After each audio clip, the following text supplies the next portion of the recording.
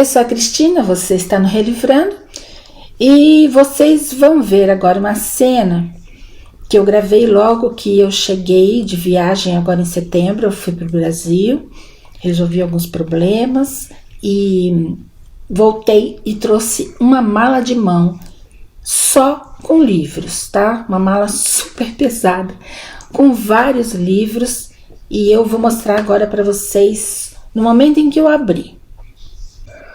Essa é uma mala de mão, tamanho padrão. Eu trouxe cheia de livros que eu já tinha no Brasil, estavam guardados, vejam, só livro. Não tem só livro que eu já tinha, tem alguns que eu comprei e que estavam me esperando aí para serem trazidos. Eu vou mostrar para vocês alguns. Acabou rasgando a parte de trás de tão pesado que estava, porque tem livro aqui também, tá?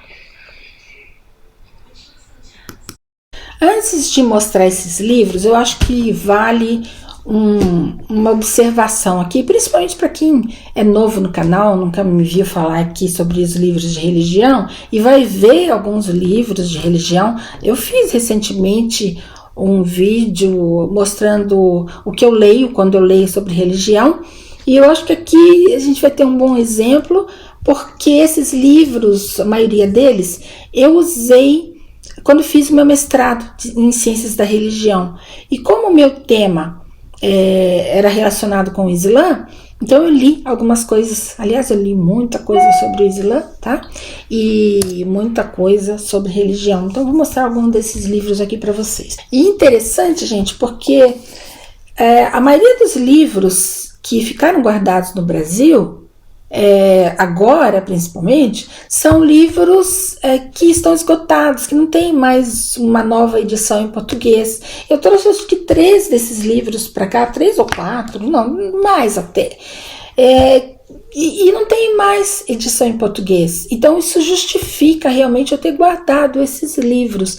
O que eu descartei agora, desta vez, foram livros que eu gostaria de manter, mas que eu não tenho como manter, não tenho onde guardar, né?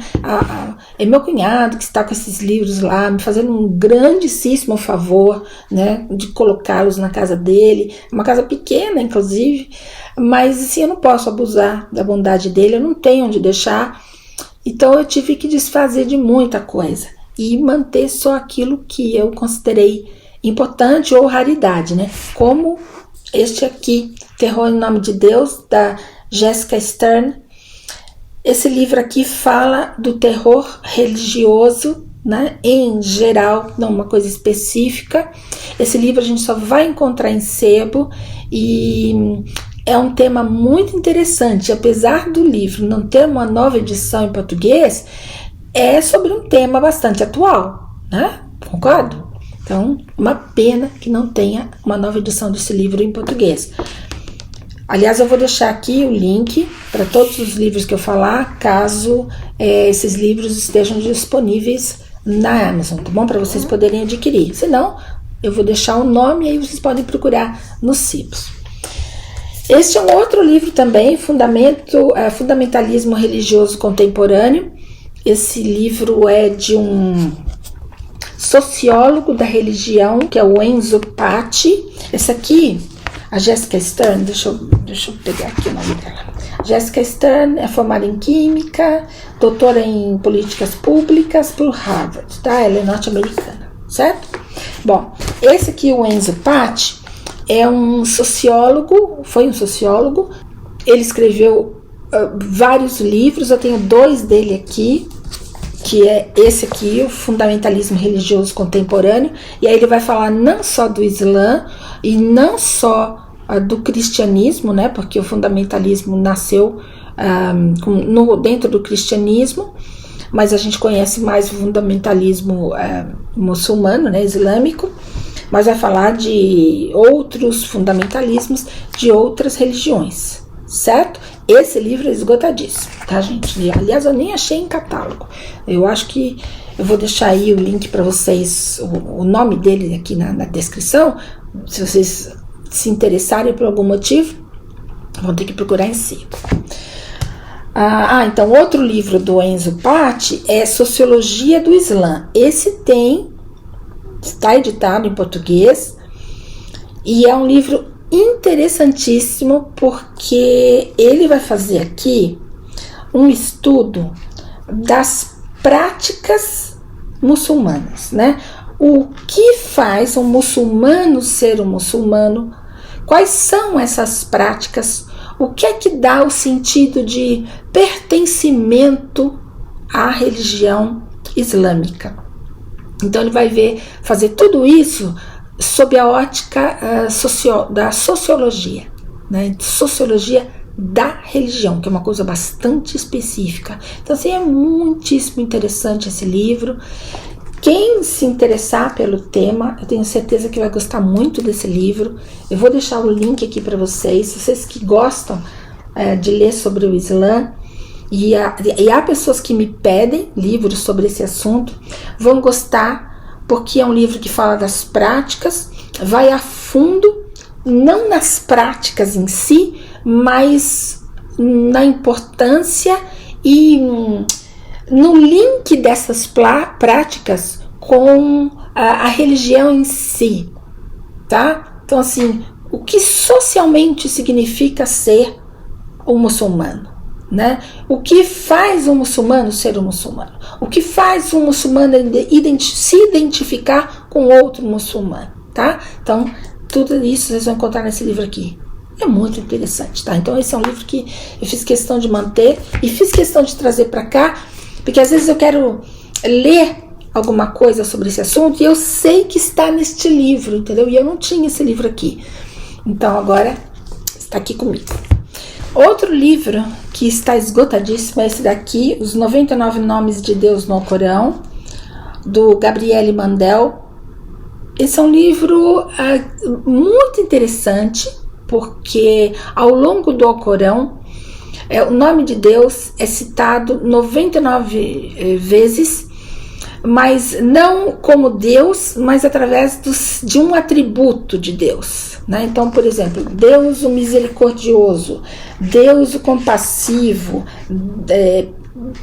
o pacífico, o fiel. Então são atributos, né, de Deus, e que são considerados nomes pelos muçulmanos, tá? E esses nomes são citados várias vezes, há capítulos com os nomes de Deus, e são 99 nomes. Na verdade são 100, mas dizem que o 100º nome ninguém sabe qual é, né? E só vai descobrir depois que morrer.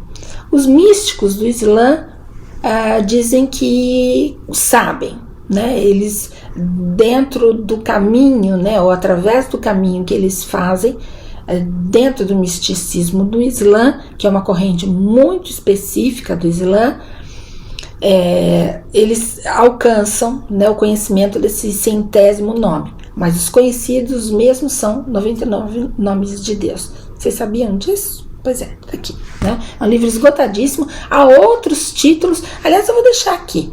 Eu vi outros títulos quando eu pesquisei com esse tema. Eu não posso dizer para vocês se é um bom livro ou não. Esse aqui é muito didático, muito bem explicadinho, e a introdução também é muito boa, né? Mas eu vou deixar aí para vocês darem uma olhadinha. Aqui são dois livros, uns do Max Weber, né? Max Weber, e o outro sobre o Max Weber, né? Então, esse aqui, Sociologia das Religiões, do Weber. O Weber foi um sociólogo, na verdade ele foi um economista alemão, e que acabou sendo conhecido como um sociólogo, mas ele na verdade era um economista. Ele tem várias teorias, né, sobre religião, por isso que ele acabou sendo conhecido, né, como sociólogo das religiões, inclusive. Ele tem um livro que chama Ética Protestante e o Espírito do Capitalismo, que é um dos livros mais conhecidos dele no Brasil, inclusive. E esse aqui é o da Sociologia das Religiões, e é aqui que ele vai definir o que é um profeta, o que é um mago, né? O que é religião. Bom, ele vai falar sobre a figura religiosa, a religião, né? E a implicação aí social. Tá bom? O saber sagrado, o problema da teodiceia, o renascimento. Então ele vai discutir a sociologia, as religiões, os conceitos das religiões, tá bom? Muito legal esse livro, mas é um livro bastante específico para quem gosta do assunto, né? E aqui o Antônio Flávio Pierucci, que aliás é o tradutor do A Ética Protestante e o Espírito do Capitalismo, a última tradução que foi feita, salvo engano, né? Foi feita pelo Pierucci. É uma tradução ótima, porque as anteriores para o português eram muito ruins, assim, praticamente impossíveis de ler, e a tradução dele é muito boa. Não sei se a outra, como eu disse, né? Não sei, nunca procurei. E aqui o Pierucci vai discutir um conceito do Weber, né, que é o de desencantamento do mundo e a secularização. Então, o que é a secularização? O que é esse desencantamento? Quais as implicações para o mundo, contemporâneo, tá? Vai discutir a relação entre economia, sociedade e religião, vai passar pela ética protestante, tá? Então, assim, esse livro aqui, para quem quiser ter uma ideia do que seria a sociologia da religião do Weber, é um livro muitíssimo interessante, é pequenininho, tá? E esse aqui vocês encontram.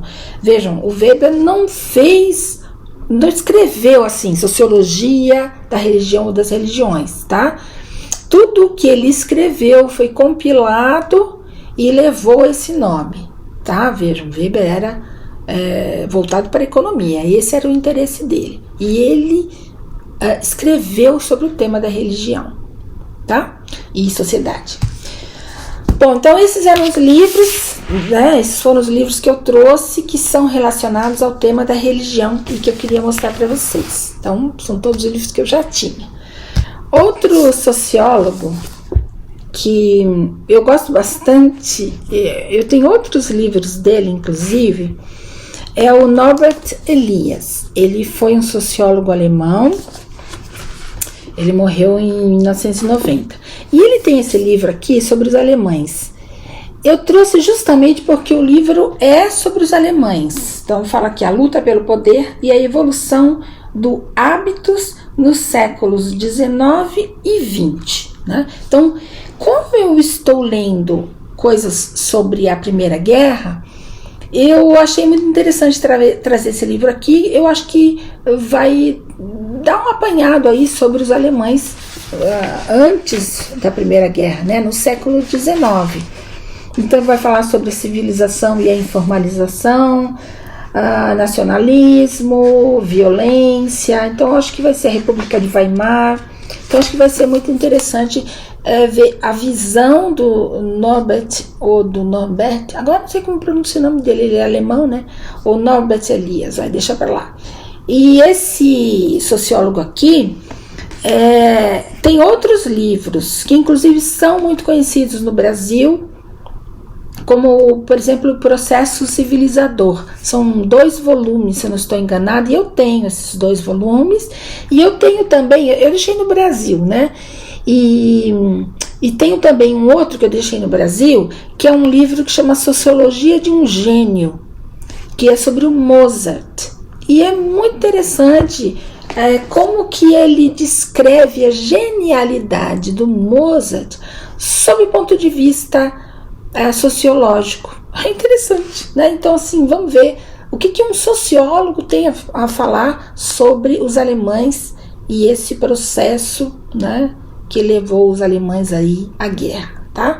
Então, por isso que eu trouxe, eu achei muito interessante.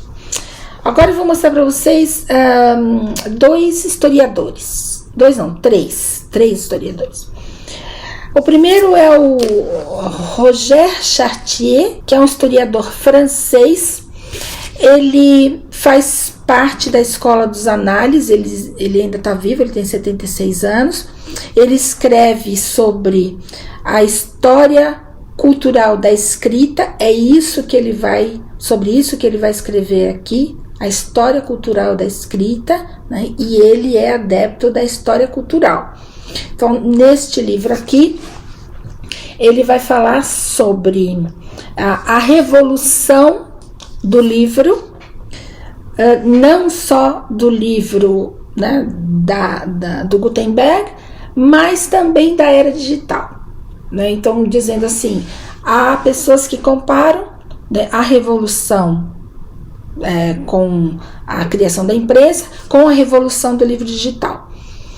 Compara essas duas revoluções como se elas fossem equivalentes. E aí ele vai dar a opinião dele, e eu já adianto que ele não acha isso não, que não são equivalentes não, tá? Mas é muito interessante esse livro, e eu trouxe, porque eu gosto muito desse livro, gosto desse tema, e ele é um livro lindíssimo, lindíssimo, lindíssimo, tá? Eu não me lembro se tem esse livro aqui em português, se ainda está, eu acho que está sim, eu acho que está disponível, tá?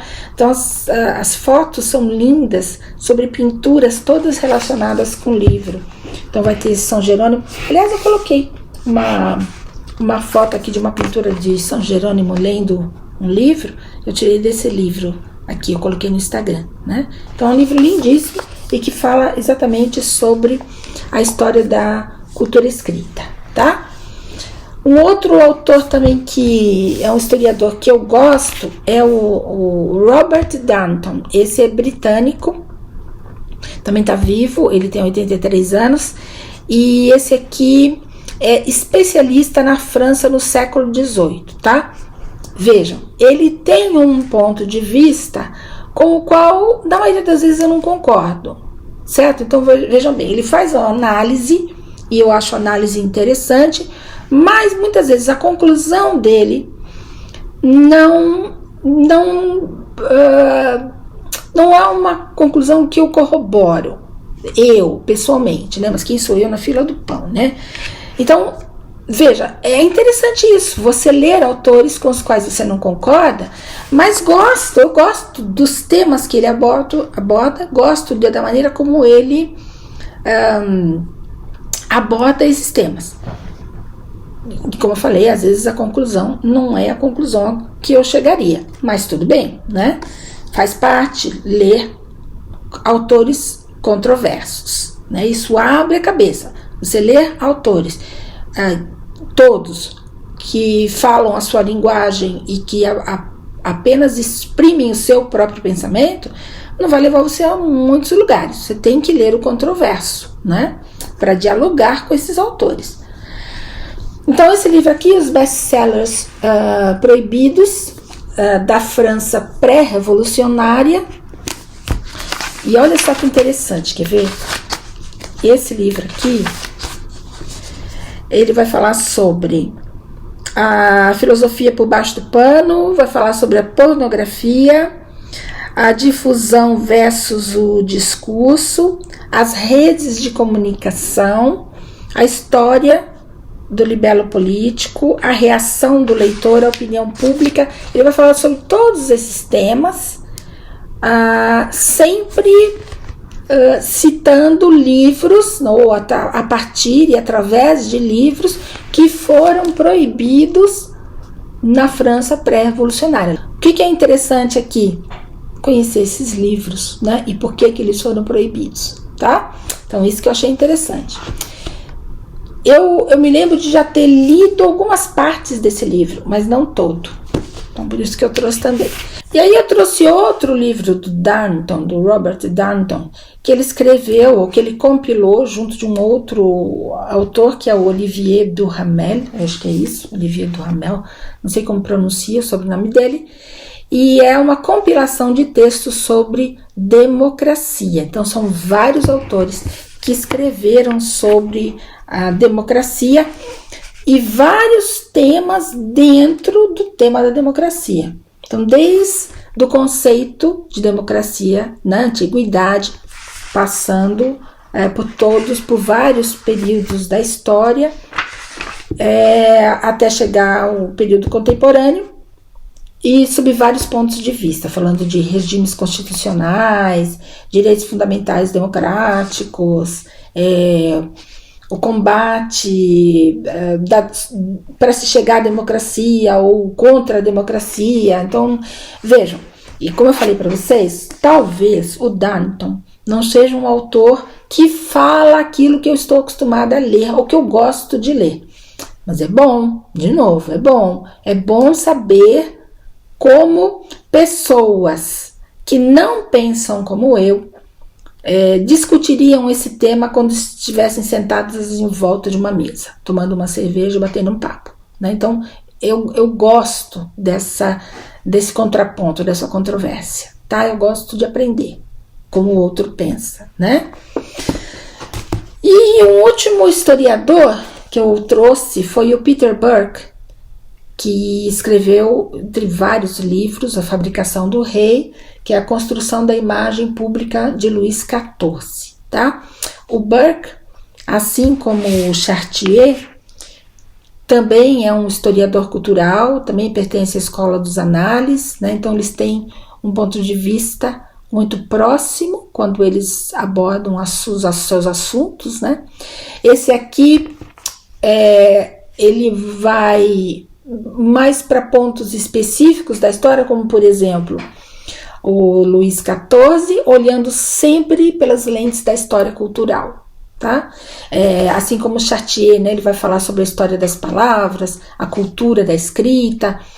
Esse aqui vai para pontos um pouco mais específicos da história, tá bom? E eu trouxe justamente porque ele fala aqui do Luís XIV, e eu comprei um livro sobre o Luís XIV. Eu vou mostrar para vocês numa outra ocasião. Esse eu comprei em inglês, tá? Então eu achei esse lá, falei, opa, isso aqui vai conversar com outro livro que eu tenho sobre a biografia do Luís XIV, tá bom? E aí, olha só, eu tinha esse livro, eu nem sabia que eu tinha, não lembrava, gente, que é A China de Deng Xiaoping, que foi o sucessor do Mao. E então vai falar o homem que pôs a China na cena do século XXI. Eu conheço um pouco sobre o Mao, tenho alguns livros, mostrei para vocês já num outro Livros Novos na Estante, que eu comprei uma biografia do Mao, inclusive, li A Grande Fome de Mao, tenho mais 2 livros do Dicoté sobre a Revolução Chinesa, e agora esse aqui é um pós-Revolução Chinesa, né? Então, como foi o homem que colocou a China no caminho do século XXI. Então, realmente, eu não lembrava que tinha esse livro. Ele é de... Deixa eu ver se eu acho a data dele aqui. Devia ter, né? Eu não estou encontrando. 2007, tá? E é isto. Então, cá está mais um livro sobre a China. E esses... Ah, não! Eu ia falar que esses foram os livros usados que eu trouxe, mas não, tem uma preciosidade aqui, que eu deixei para o final, que é esse livro aqui, A Interpretação dos Sonhos, do Freud, em 2 volumes, e eu deixei para abrir aqui, porque esse livro é uma edição do Clube do Livro, do Círculo do Livro, na verdade. Gente, isso aqui é antigo, é bem antigo. Foi um dos últimos, eu me lembro bem, um dos últimos livros do Círculo do Livro que eu comprei. Mas é do Círculo do Livro, ó. Tá aqui escrito, ó. Tá vendo? Peraí, deixa eu... Olha aqui, ó. Círculo do Livro. Provando, né? Que é mesmo. É de... Deixa eu ver se tem a data. Nossa, não tem nem data. É velho, né? É velho pra caramba. Mas olha, tá em perfeito estado de conservação, porque eu guardei embrulhadinho no Magipack. Não é louco isso? Tá aqui então.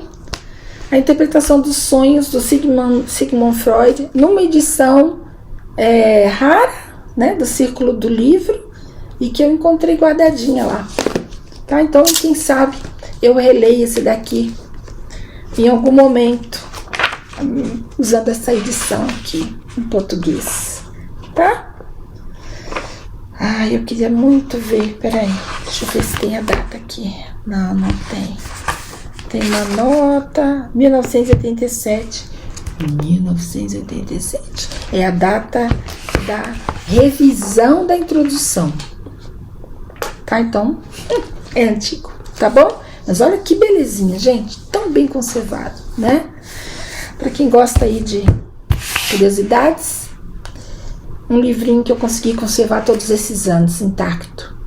E aí, essas foram algumas das preciosidades que eu tinha ali guardadas no Brasil e que eu consegui trazer nessa mala de mão, certo? Espero que vocês tenham gostado e uma excelente semana para vocês.